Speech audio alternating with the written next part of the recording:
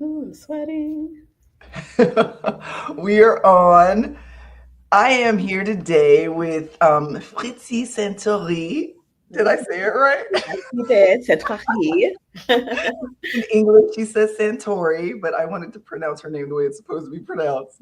Fritzie Saintoiry is the CEO and president of Genesis Hopeful Haven. I'm really so happy to have you here with me today, Fritzie. Thank you. You and Me. I think we met a couple of years ago. Was it a couple of years ago Yeah. when you were, was it a part of Miami Open for Business? No, it was Radical Partners. Oh, it was Radical Shout Partner. out to Radical Partners. Yes, it was in 2017. Oh, oh my gosh. You were one of my coaches. That's right. You're such a great, you have Mhm. such a great memory. That's right. Yeah. I remember that we had some conversations about your newsletter. Mhm. You're still distributing that newsletter today. So yeah, So I hope my insight was helpful for you. super helpful. No, thank you so much. I'm so excited to have you here. You were also one of the amazing Saltwater Fellows. You're a part of the personal branding and vocal empowerment workshop I did. And yeah, that was a really special day.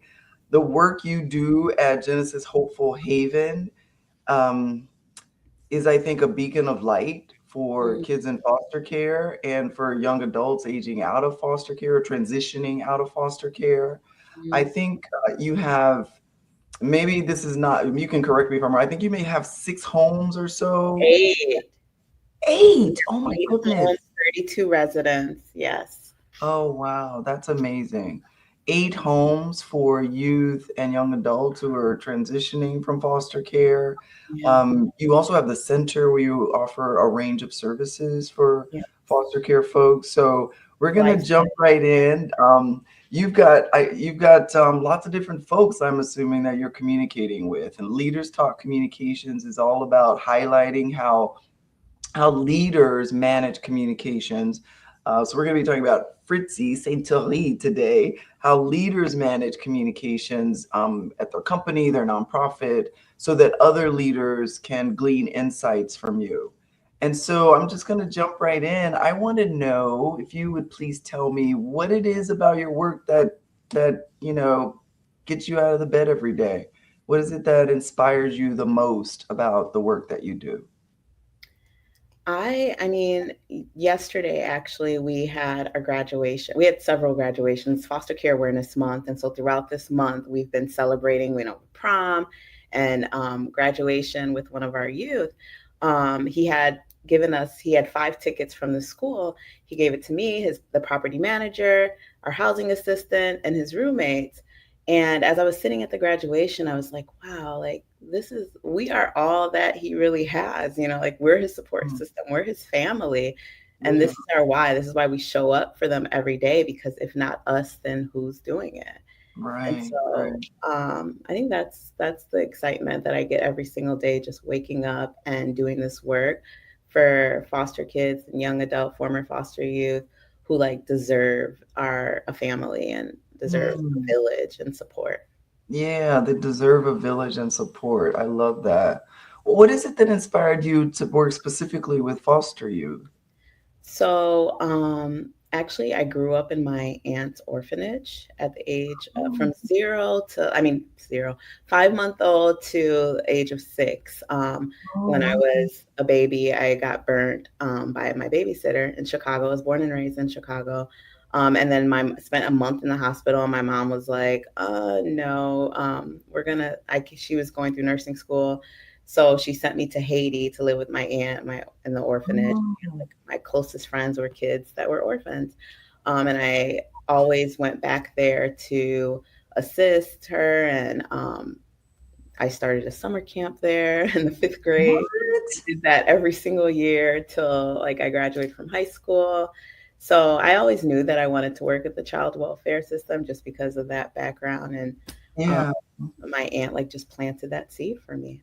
Oh my goodness. Do you know I wanted to ask you that during the workshop and I didn't have time, but I was really curious about what motivated you to do the work you do. That is, Mhm. wow, that's an amazing story. And you've always been a leader. You started a summer camp and you kept going Like, "This forever. is my program director," and I was just like, "Oh, wonderful." I took that very seriously. We had Oh, art, music. It was a great summers, in oh Haiti. my, oh my goodness. Yeah. Wow, that's amazing. Okay, thank you. So, talk to me about the different stakeholders that you engage with, the folks you have to communicate with on, consistently, always on a daily basis, or regularly, and where you feel you thrive in communicating with them. What is it about Fritzie Saintoiry that helps you? I love saying your name now. Paris. Um, it's actually so through one-on-one connections Mhm. has helped us. We worked with over 50 community partners in this past 10 years of serving Miami-Dade foster youth. And I think that once they come to the center, they see the energy, they meet our youth, they hear the stories firsthand, something shifts in them and they just automatically just connect. A lot of our community partners, they mentor, they teach life skills and vocational classes.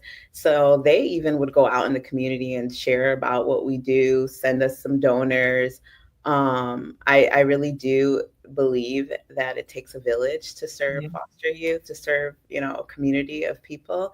And so I think connections is where the magic happens through them coming to the center, visiting our youth, building relationships over time. And that has helped us grow, stay rooted in connection and just not communication. But Yeah. What do you think the thing is in your leadership, and the way you communicate and engage with people, though, that that that allows you to create that village of support?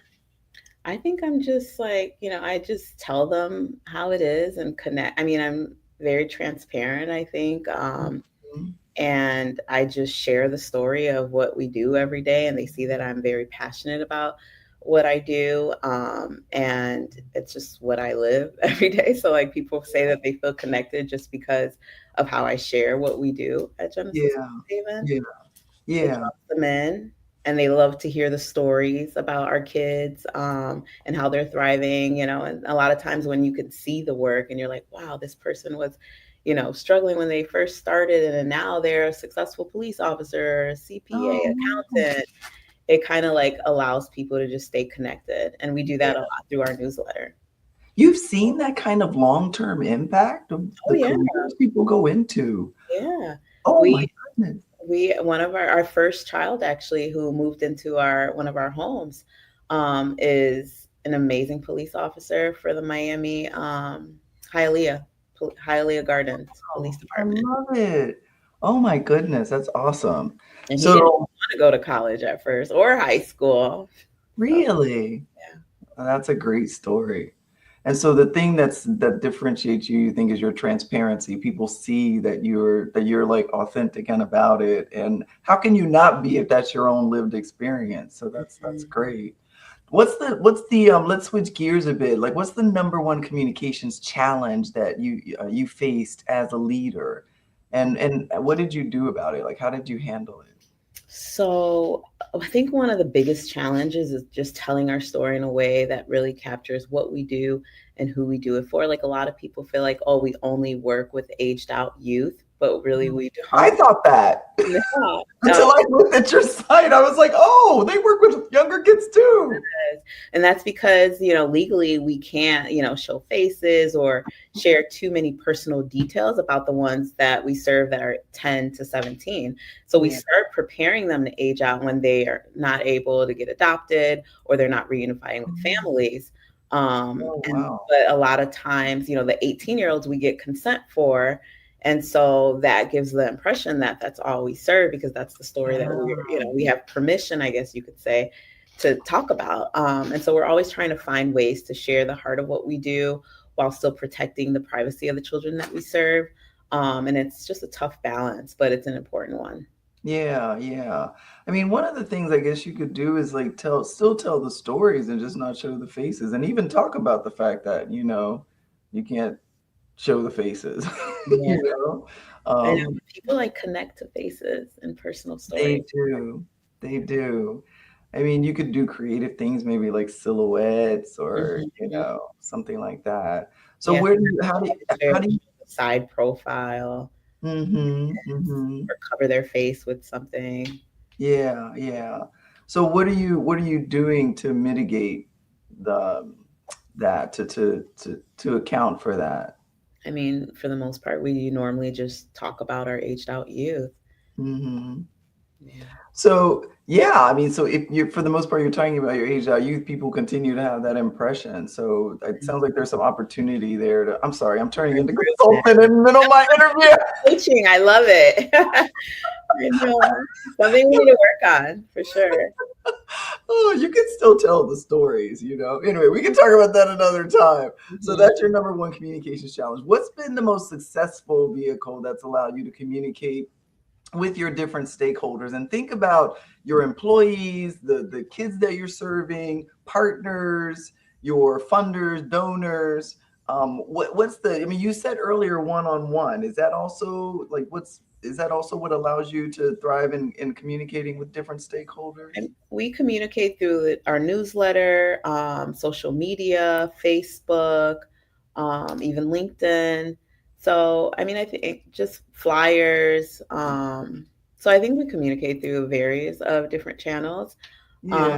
but But I, I want to know about Fritzie. I want to know about Fritzie Saintoiry. how I I want to know communicate, what's been most successful for you in the way you're communicating. Is it face to face? yes, it's Is face it to regular face, phone? going out to lunch, dinner, Mm, connecting one on ones. Like I do just way better with just one on one communication. yeah, And yeah, just sharing the story, the depths of what we do, and personal stories. I found that to be the most helpful way to connect with our donors and our staff, even having lunch with them, seeing how things are going. mm, And even our kids. Our kids love having like one-on-ones with their success coaches. And some of our housing kids, we go out to eat dinner just to see how they're doing and progressing. yeah, I sit in on the contract meetings with them as well. So like that one-on-one connection really builds a strong relationship. yeah. So you're able to give to spend time with the kids and the youth and young adults as well. I'm very hands-on. Like Yeah, yeah. No, I love I know that. about my kids. Yeah, yeah. I feel like I have to in order to be able to share the story as well. Right. I met with another CEO who works with foster youth with Children's Harbor. I'm assuming there's a network of that you all know one another. Mhm. Um, and she mentioned the same thing that that's what gives her joy. She knows like the kids. She knows every kid that they work with. And their Uh, story is our why. So it just reminds mm, me, okay, like, well, I'm doing this, I'm writing this grant, or I have to do this public speaking, which I hate, but it's them and their story, so I got to do it. don't say you hate it. You love it. You're I and love you, positive people. it, I always tell the same story. I always tell the same thing because it inspired me so much with my speaking coach. She was like, if you have a special story to tell that's going to serve someone in some way, and I think I said it that day in the Saltwater Fellows workshop, Yeah. you have a responsibility to share it. It ain't about us, it's about the people that we're serving. Okay, so if you could wave your magic Fritzie Saintoiry wand, you could wave your magic wand. What would you want the world to know and to understand most deeply about you or about the work that you're doing at Genesis Hopeful Haven? That's a good question. Um, if I could wave a magic wand, I would want the world to truly understand that foster kids are often, seen as the forgotten children. And I don't say that lightly. It's something that we see every single day. Mhm. Right now, we're at the end of Foster Care Awareness Month, and we've been just like, like I mentioned earlier, celebrating prom and graduation. And just like, who's teaching our kids how to drive if we aren't doing it? And Oh, yeah. helping them with getting ready for prom, their nails done, finding a dress, a suit. teaching them how to tie a tie. That's been a whole thing this month with all the graduations. I'm like, oh my gosh, we need a class on tying ties because I'm struggling here. That's great. Yeah. It's just like, I mean, people think that foster kid it's just a place to stay. You know, a foster program is a place that you have a home and that's it. But it's just so much deeper than that. It's about showing up for every little and big moment. It's about just being the family that life didn't give them, but that they deserve, Mm. that they still deserve. So I think that's what I wish the world could understand. Like it's just a lot bigger than just a home that they need. Yeah. What's coming up for me right now, thank you so much for sharing that, is how that decision your mother made to send you Mhm. to your aunt and now your aunt caring for you just really just set this course of your life, set you on this course for your life. That's just sounds like and that's allowed you to serve and impact other people. Mm, Um, but yeah, you've created this village, this community, and it is what you. It's so wonderful that you've said that they're not just kids in a home, or they're not just kids that have been forgotten. That there's a village, a community that you've created for them, and that they need. yeah. So thank you so much for sharing. Thank you so much for your time. I appreciate you. Thank you. I appreciate you too. You and Radical Partners, I'm sending out those monthly newsletter. It's because you guys helped launch that. So thank you for the work Yeah. that you continue to do to empower us. Oh, thank you. All right. Hold on for me one second.